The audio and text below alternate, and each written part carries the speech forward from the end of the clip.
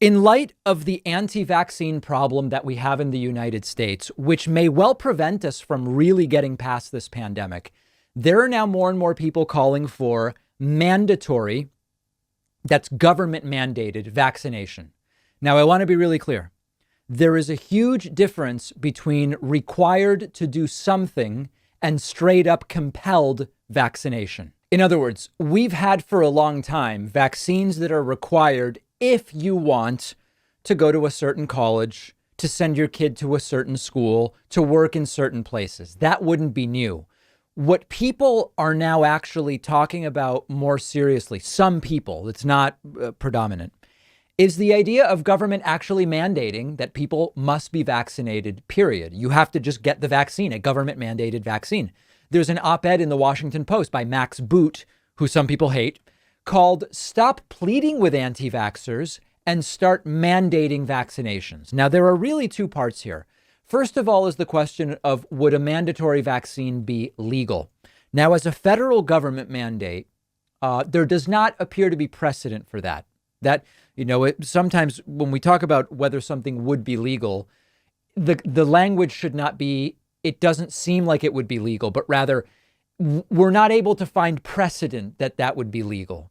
At the state level, the answer appears to be that, yes, state government in many states could mandate vaccination. You look at Jacobson v. Massachusetts from 1905. That was a Supreme Court case in which the court upheld the authority of states to enforce compulsory vaccination laws.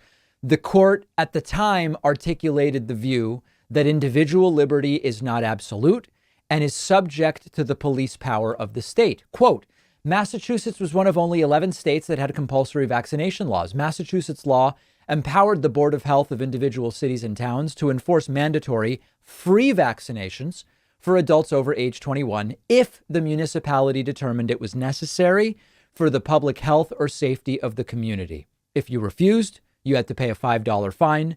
In 1902, faced with the outbreak of smallpox, the Board of Health of the city of Cambridge adopted a regulation ordering the vaccination or revaccination of inhabitants, basically pointing out that this is part of preserving liberty when there is a public health imperative. So legally, it's certainly conceivable that states which wanted to make the COVID vaccine mandatory could do it.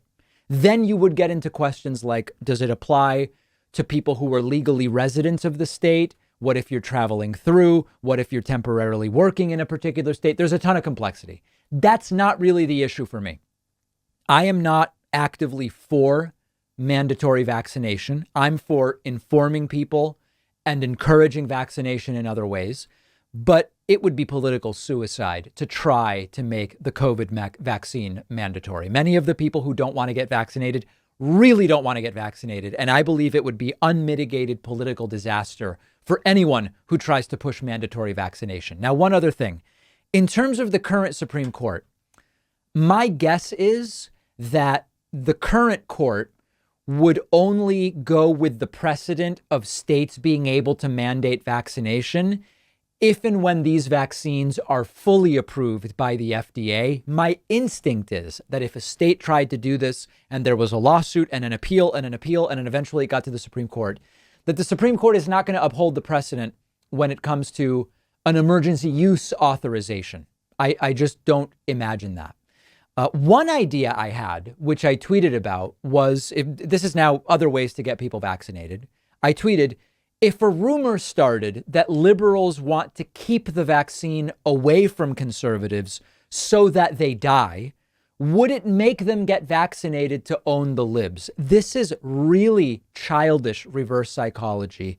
But at the same time, it's this type of thing that seems far more plausible and maybe even more effective than a government mandated vaccination. I would be curious to hear from you. We've been talking about this week, what if the vaccines were marketed as the Trump vaccine, as Trump juice, as a freedom vaccine, or whatever the case may be?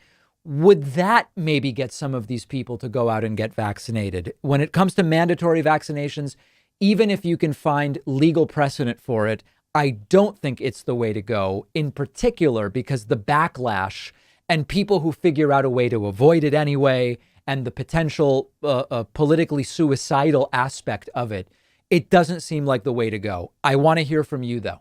You can find me on Twitter at @dpacman and let me know your thoughts. And also, we are approaching the 16th anniversary of the David Pakman Show. And to celebrate that, we will be doing a one-day membership special on Monday, August 16th. It's not this month. I got an email yesterday from someone saying, David, sir, congratulations on 16 years. I'm sorry I'm a few days late. They were actually a month early.